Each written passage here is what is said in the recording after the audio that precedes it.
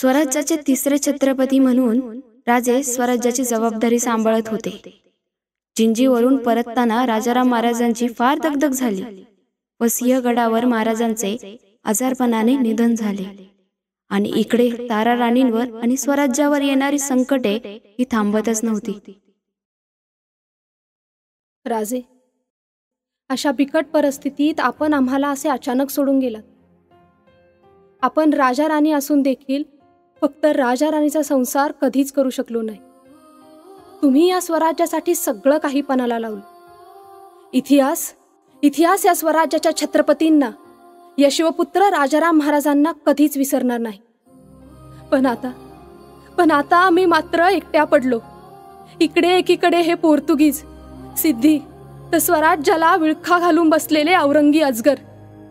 आता स्वराज्य कचाट्यातच सापडले आहे. रयतेला धीर द्यावा की स्वराज्य सांभाळावं, काय करावे काही सुचेनासे झाले. आम्ही फार हतबल झालो आहोत राजे. तारे, अगं ये तारे. आबा तुम्ही काय ग तारे, एवढ्यात धीर सुटला होय तुझा?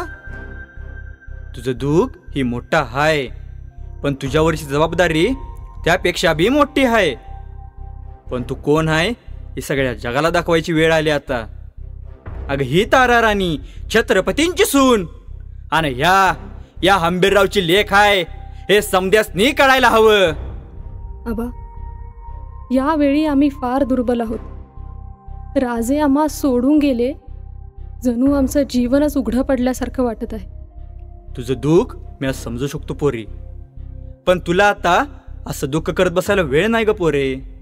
अगं तो औरंग्या आपल्या स्वराज्याचा घास घ्यायला बसला आहे आणि त्याला आता तुलाच अडवायला लागणार, नाहीतर तो सगळ्या स्वराज्याची राखरांगोळी करेल. अगं हे स्वराज्य आपल्या शेकडो मावळ्यांच्या रक्ताच्या मंथनातनं वर आलेले हे रत्न आहे. तारे, माझ्या राजासारख्या या तेजस्वी सूर्यानं घडवलेलं हे हिंदवी स्वराज्य, त्याला ग्रहण लागू देऊ नको तारे. आबा, त्या तेजस्वी सूर्याला ग्रहण हे खूप मोठे पाप आहे.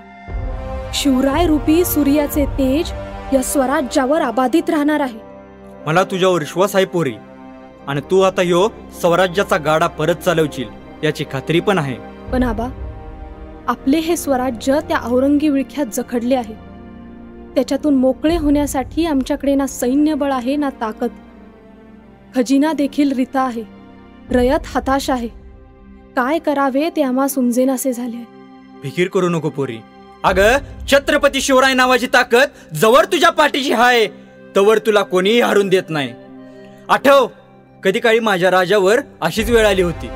अगं तो मिर्झाराजा जयसिंग पुरंदरच्या पायथ्याला ठाण मांडून बसलेला, आणि त्यावेळी आपल्या मावळ्यांचा न रयतेचा विचार करून महाराजांनी एक निर्णय घेतला, आणि त्यालाच इतिहास पुरंदरचा तह म्हणून ओळखतो.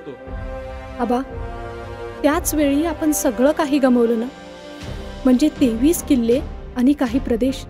होय पोरी, महाराज या तहामुळं लय हताश आणि नाराज झाले. आपल्या मावळ्यांनी त्यांच्या प्राणाची बाजी लावून जे जे मिळवलं ते सगळं एका झटक्यात गमावलं. त्यावेळी आपल्याकडे फक्त 12 किल्ले राहिलं, पण त्यानंतर फक्त 10 वर्षात या आपल्या स्वराज्यात तब्बल 350 पेक्षा जास्त किल्ले आहेत. पोरी, महाराज जर तेव्हा दुःख करत बसला असतं तर हे कधीच शक्य झालं नसतं. आबा, आम्ही त्याच परमप्रतापी छत्रपती शिवरायांची सून आहोत. हार मानणं आमच्या रक्तात नाही. इथून पुढे आमच्या या उसळत्या तलवारीने या हिरण्यकश्यपरूपी शत्रूवर होणाऱ्या प्रत्येक घावावर फक्त या सह्याद्रीच्या नरसिंहाचेच ठसे उमटतील. शाबास तारे, काळजी घे पोरी. आबा, कोण आहे तिकडे? तातडीने धनाजीराव व अमात्यांना बोलवणे धाडा. मुजरा राणीसाहेब, इतक्या तातडीने बोलवलात? अत्यंत महत्वाचे कारण आहे पंत अमात्य. आता आपल्यावरचे दुःख हे मोठे आहे, तरी ते बाजूला ठेवून स्वराज्याच्या हाकेला दाद द्यायची वेळ आली आहे. राणीसाहेब, औरंगजेबावर हल्ला चढावायचा असेल तर आत्ता निघतो.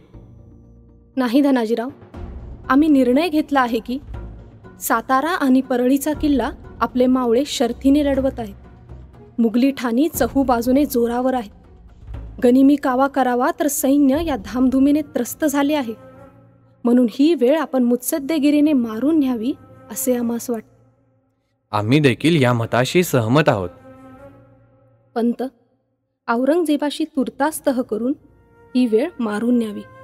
राणीसाहेब तह, पण त्या औरंग्यात तहाना दजावल असं आम्हाला तरी काय वाटत नाही बघा.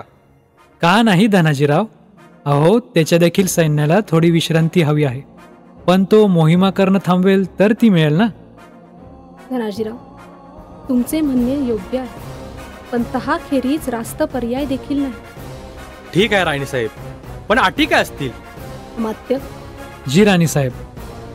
तहाच्या अटी लक्षात घ्याव्या. पन्हाळा, सातारा, परळी आणि चंदनवंदन हे 7 किल्ले मोगलांना दिले जातील. मोगल सुभेदारांच्या सेवेत 5000 मराठा राहतील. उदयपूरच्या महाराजांप्रमाणे मोगल दरबारात छत्रपतींना देखील मुजऱ्याची सक्ती नसावी. अमात्य, लवकरात लवकर वकील आबाजी पंडित यांना बोलवून तहाचा प्रस्ताव औरंगजेबाकडे पाठवण्याची सोय करावी. जी राणीसाहेब.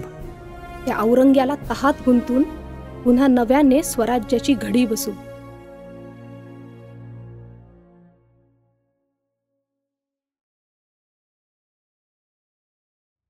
इंशाअल्लाह वजीर आजम, आज हम बेहद खुश हैं.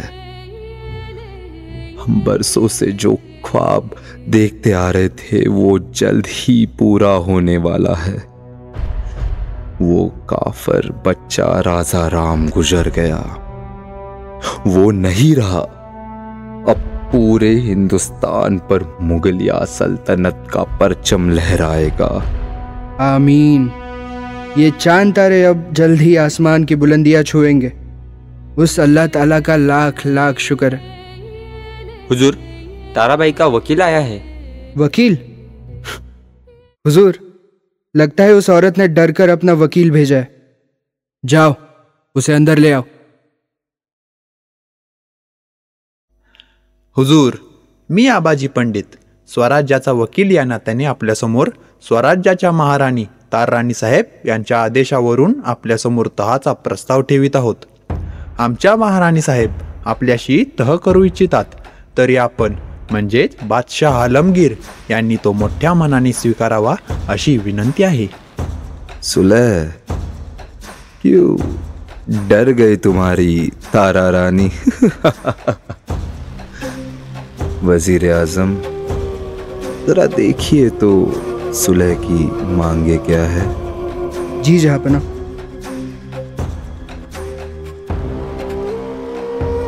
जहापना, ये हमें अपने कुछ किले और सिपाही देकर खुद के बेटे के लिए मनसबदारी की मांग कर रही है. अब वो अकेली औरत हमसे बचने के लिए सुलह करती है और उसमें हमारे सामने वही किले फेंकती है जो हम वैसे भी जीतने वाले थे. क्या समझते हो तुम अपने आप को? हम जानते हैं तुम इस सुलह के नाम पर कुछ बड़ा करने की सोच रही हो ताराबाई. लेकिन हम इस सुलह की साजिश को अच्छी तरह से जानते हैं. उस सिवा ने भी की थी हमसे सुलह. नतीजा हम आज भी भुगत रहे हैं. लेकिन अब नहीं. तुम्हें जो करना है तुम मरहट्टे करो. कुछ ही दिनों में तुम्हारे इस स्वराज का नामो निशान मिटा देंगे. नहीं हुजूर, लगता है आपको कोई गलतफहमी हुई है. ऐसा कुछ नहीं है. वकील, इसे कैद कर लो जल्दी. अरे थांबा, तुम्ही असं करू शकत नाही. क्यों तुम इतनी मेहनत करते हो? अरे अब बचा क्या है तुम्हारे पास? बचा क्या है? अरे हिम्मत आहे आमच्याकडे, हिम्मत. त्याच हिमतीच्या जोरावर तुझ्याच समोर तुझ्याच दरबारात छाती काढून उभा आहे मी. मराठा म्हणतात आम्हाला. ज्यादा मत बोलो वकील, वरना खामखा मारे जाओगे. अरे टाक मारून आम्हाला. मराठा मेला की जीव जातो. पण हिंमत तशीच राहते, कारण आमच्या नसात रक्त वाहत नाही, वाहतात ते फक्त छत्रपती शिवाजी महाराज. अरे अजून किती क्रूर होणार आहेस, पण एक लक्षात ठेव, तुझी कबर आमच्या राणीसाहेबच खोदणार, ते देखील इथंच. वकील वकील वकील, लगता है आप हमें जानते नहीं. अगर ऊंचा किला खड़ा करना हो तो गहरा खड्डा खोदना पड़ता है, और मेरे इस मुगलिया सल्तनत की नींव में जितना खोदोगे उतना पत्थर नहीं, मुझे हमें रोकने वालों की कब्रें मिलेगी. और जब बात इस मुगलिया तख्त की आई तो मैंने मेरे खानदान तक का नहीं सोचा. और तुम्हें लगता है हम तुम्हें जाने देंगे? ले जाओ इसे और कैद कर लो. हुजूर, आप ज्यादा परेशान मत होइए. अब इन कमबख्त मराठों के पास इनकी इस कमबख्त ज़बा के अलावा और कुछ बचा भी नहीं है. हम परेशान नहीं है वजीर आजम, हम बस ये सोच रहे हैं कि अब ये ताराबाई आखिर कर क्या सकती है. अगर हम सुलह मान लेते तो क्या होता? हुजूर, सुलह तो महज एक बहाना था आपसे बचने का, और कुछ नहीं. अब पूरा दक्खन सिर्फ और सिर्फ आप ही का होगा जहांपना. आमीन आमीन.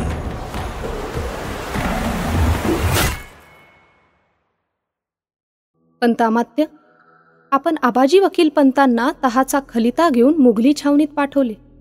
तिकडून काही खबर? नाही राणीसाहेब, काहीच खबर नाही.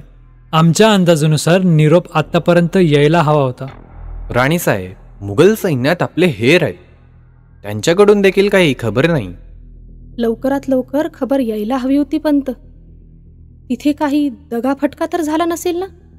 स्वराज्याची बरीचशी गणिते या तहावर अवलंबून आहेत. राणीसाहेब, परंतु आम्हास नाही वाटत की तो औरंगजेब तहाचा प्रस्ताव मान्य करेल. परंतु पंतामात्य, त्यांची फौजा गेली 10-15 वर्षे सह्याद्रीत भटकते, त्यांची ही कोंडी झाली, त्यासाठी तरी तो तहाचा विचार करेल असे आम्हास वाटते. पंत, आमासने नाही वाटत बघा. त्यो औरंग्या नाही ऐकायचा, नाही म्हणजे त्यो गोचिडीची जात. एकदा चिकाटला की रागात पेल्याशिवाय सोडत नाही. राणीसाहेब, आम्ही काय म्हणतोय, तह होईल तवा होईल. आम्ही घसवतो त्याच्यावर. जसा त्याचा कळस कापून आणला तसं त्याचं मुंडकं कापून आणतो तुमच्या समोर. अहो धनाजीराव, तुमच्यात ती धमक आहे, त्यात काही शंका नाही, परंतु गणिम हल्ली सावध असतो. असू दे की मग. राणीसाहेब, तुम्ही फक्त हुकूम द्या, गणिमाच्या मुंडक्यांची रास लावतो दारासमोर. नाही धनाजीराव, पंत बरोबर बोलत आहे. अशा प्रसंगी असे हल्ले नकोच, कारण त्याने आपलेच नुकसान होईल.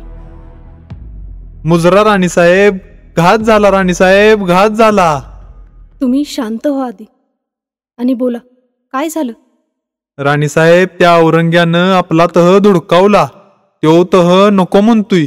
तो म्हणतोय एकतर सगळं राज्य देऊन टाका, नाहीतर लढाई करा. राज्य देऊन टाका? गेल्या 500 वर्षात उत्तर हिंदुस्थानात जे घडू शकले नाही ते दक्षिण हिंदुस्थानात घडून दाखवावं. मानवतेच्या, सहिष्णुतेच्या आणि संस्कृतीच्या उन्मत्त शत्रूंना त्यांच्या मदांत तख्तावरून खाली खेचावं, म्हणून आमच्या छत्रपती शिवरायांनी त्यांच्या प्रयत्नांची पराकाष्ठा केली. गोरगरिबांची नुकतीच वयात येऊ घातलेली तरुण पोरं या धारातीर्थात आपणहून उड्या घेत आहेत. स्वराज्यासाठी प्राणाची बाजी लावत आहेत. मातृभूमी सार्वभौमत्वासाठी बलिदान करीत आहेत. आणि आम्ही हे गोरगरिबांनी, कष्टकऱ्यांनी, धारकरी वारकऱ्यांनी आणि आमच्या शेतकऱ्यांनी रक्ताघामातून उभे केलेले हे स्वराज्य त्या औरंग्याच्या हाती देऊ? कधीच नाही. राणीसाहेब, अजून एक वंगाळ बातमी आहे. त्यानं आपल्या वकील पंतासनी बी गिरफ्तार केला आहे. आबाजी वकिलासनी कैद केलं? आमच्या वकिलांना कैद केली? काय सिद्ध करायचे आहे त्या औरंग्याला? जर त्याला आमच्या लोकांना कैद करून आम्ही घाबरून जाऊ असं वाटत असेल तर तो आम्हाला आव्हान देऊन फार मोठी चूक करतो आहे. एक स्त्री काय करू शकते असं जर त्याला वाटत असेल तर त्याला सांगा, पोलादासारख्या खंबीर अशा सरसेनापती हंबीररावांची लेक आहे ही तारा. परमप्रतापी छत्रपती शिवरायांच्या घरात वाढलेली आग आहे ही तारा. या आगेशी खेळशील तर तुझ्या सोबत तुझ्या पुऱ्या मुघल साम्राज्याची राख झाल्याशिवाय राहणार नाही. तुला युद्धच हवे आहे ना, मग तयार राहा म्हणाव त्याला. तू एका वाघिणीला डिवचला आहेस, आता ती तुला फाडून खाल्ल्याशिवाय स्वस्थ बसणार नाही. त्याला सांगा, जसा चामुंडेने त्या चंड आणि मुंडाचा वध केला तसाच अंत तुझा आणि तुझ्या साम्राज्याचा करेल ही तारा. त्याला आपलं स्वराज्य हवे आहे ना, त्याला म्हणाव दिलदार होऊन तुझ्या कबरीपुरती जागा देऊ आम्ही तुला. धनाजीराव, पाहिलत ना, तो औरंग्या गुरमीत येऊन मराठ्यांना आव्हान देतो आहे. आता वेळ आली आहे त्याला आपण कोण आहोत हे दाखवून द्यायची. आता मात्र बस झालं तहाचे राजकारण. आता तलवारीचे युद्ध होईल. हे शिवदौलतीच्या आधारस्तंभांनो, आज आम्ही तुम्हाला वचन देतो की इथून पुढे आमचा प्रत्येक श्वास परमप्रतापी छत्रपती शिवरायांनी स्थापन केलेल्या आणि छत्रपती शंभूराजे यांच्या बलिदानाने पावन झालेल्या या स्वराज्याच्या रक्षणासाठी असेल. आमच्या धमन्यातून वाहणारा रक्ताचा थेंब थेंब आम्ही या स्वराज्याच्या चरणी अर्पण करू. शालिवानाच्या गोष्टीप्रमाणे त्याने ज्या प्रकारे मातीच्या सैनिकांमध्ये प्राण फुंकून आपल्या शत्रूचा पराभव केला, त्याच प्रकारे आम्ही छत्रपती शिवराय नावाचा मंत्र इथल्या हरेक मावळ्यात, सह्याद्रीच्या कणाकणात, हिंदू सागराच्या थेंबा थेंबात फुंकून स्वराज्याच्या गनिमाविरुद्ध अभेद्य अशी तटबंदी निर्माण करू. त्या यवनाचा सर्वोच्च पातशाह औरंग्याला या मातीतला एक कण देखील त्याच्या हाती लागू देणार नाही. हे राज्य अहत तंजावर ते तहत पेशावर करण्याचे आबासाहेबांचे स्वप्न पूर्ण करू. आता त्या औरंग्याला उभा फाडल्याशिवाय आम्ही स्वस्थ बसणार नाही. हर हर